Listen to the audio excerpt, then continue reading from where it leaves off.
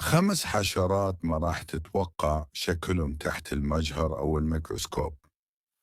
أولاً الدودة، مرعب صحيح، بس شوف النملة.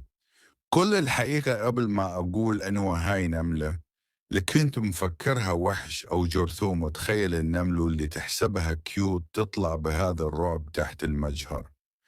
المهم مع رقم 3 النحلة، مرعب جدا جدا جدا، بس لا يحصل عطل فني زي الفيديو تبع ترالاليل وترالالا.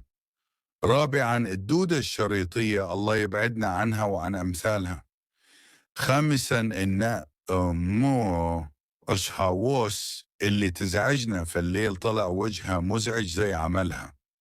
وهذه هي 5 حشرات ما راح تتوقع شكلهم تحت المجهر أو الميكروسكوب.